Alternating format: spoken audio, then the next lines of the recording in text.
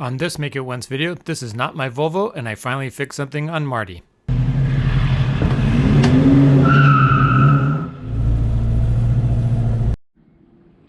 So here's the update on Marty, my 1969 142 automatic. Haven't got it on the road yet. I've been doing a lot of stuff behind the scenes, so you're not going to see a lot. But if you notice, I did drive out 99 miles each direction over the weekend in the middle of a rainstorm to pick up some parts. Maybe not the most important parts, but very nice parts. I'm finding out that the 140 series parts are really hard to find, especially for the early ones.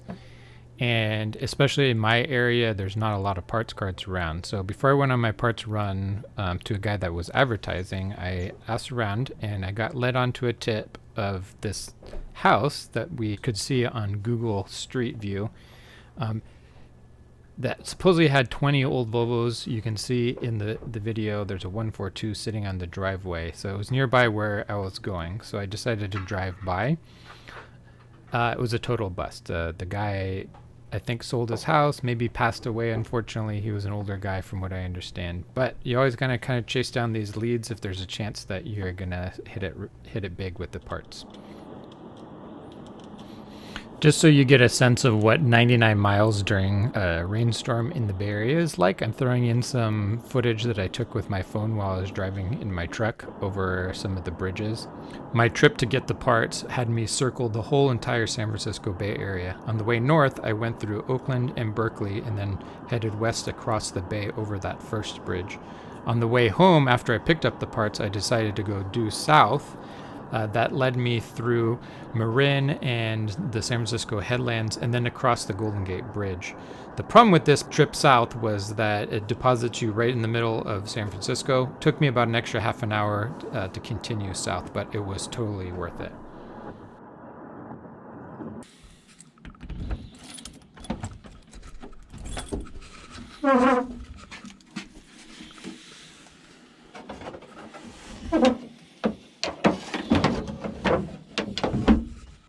One of the big things about owning a 140 series is that every year the parts seem to change, and so before you could just jump in and start fixing everything, you have to figure out what's there so you know what to replace. I got a steering wheel. That's the wrong one for this year. This is actually a 72 or 71 steering wheel, but I actually like it a lot better. They're really hard to come by, so I'm going to put that on there because it's in great shape. If I ever come across the other one, maybe I'll switch back. I got a pedal assembly for when I do the manual swap.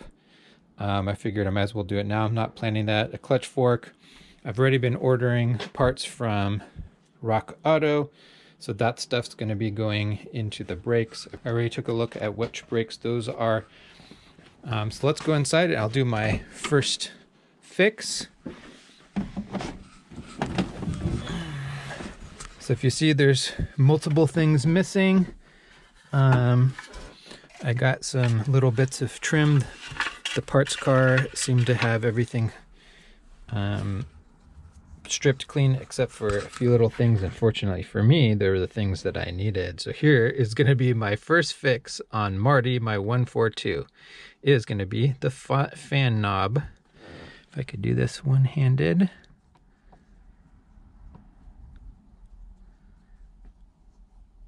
There we go.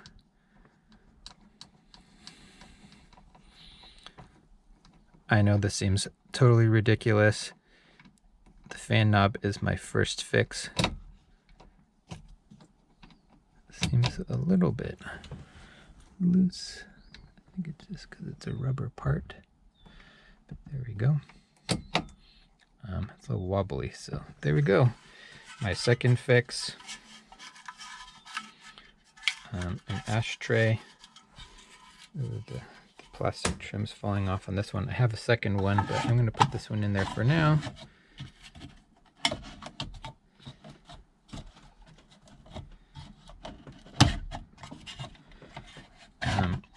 I am not a smoker, so I don't really care that it doesn't work so well.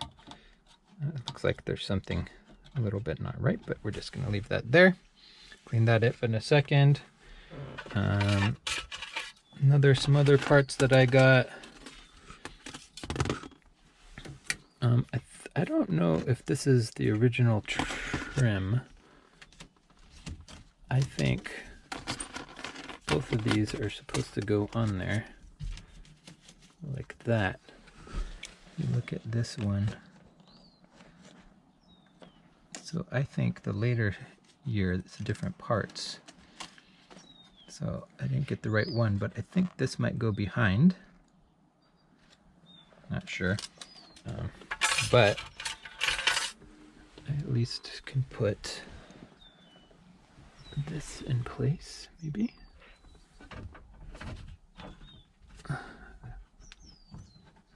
There we go.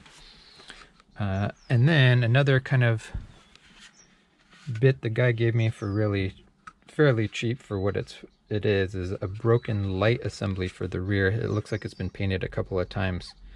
I'm not going to install this because this plastic is notorious for becoming brittle and just cracking. But what I'm going to do, this will be a whole other project and might take me quite a while to figure out how to do, is I'm going to see if I can reproduce this plastic and just swap that out, either through 3D printing or vacuum forming. I know some people that have some machines both for scanning and vacuum forming. It looks like a pretty simple piece of plastic, so vacuum forming might be the way to go. Get some polycarbonate sheet and form that. I don't know, we'll see. Maybe I'll just seal it up and put it on there. See how that goes.